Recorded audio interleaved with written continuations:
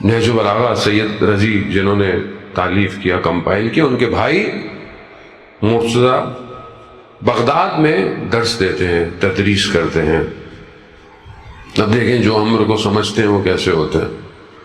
ایک شاگرد ہمیشہ دیر سے آتا کلاس مدرسے، اکثر دیر سے۔ تو پوچھا بھائی دیر سے کیوں آتے ہو؟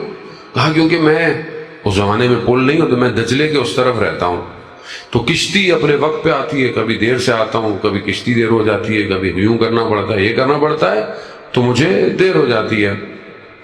انہوں نے اچھا کہا، ایک کاغذ دیا، کہا یہ لو، اور جب رش نہ ہو، جس جگہ کوئی لوگ نہ کھڑے ہوئے ہوں، کچھ نہ دیکھنا، چپ کر کے پانی پہ چلتے ہوئے آ جانا، پانی پہ چلتے ہوئے آ جانا۔ اس نے دیکھا کوئی نہیں، کنارے پہ گیا، پانی پہ چلتا ہوا، وہ آتا ہے، آ رہا ہے، جا رہا ہے، آ رہا ہے، جا رہا ہے۔ ایک دن خیال آیا کہ اس کاغذ میں کیا ہے،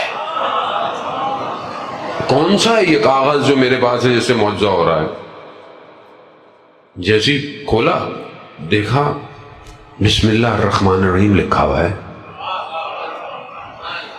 شروع اللہ کے نام سے جو رحمان، اور کہا بس یہ تو کوئی بات ہی نہیں ہوئی۔ جیسے یہ خیال ہے پانی میں،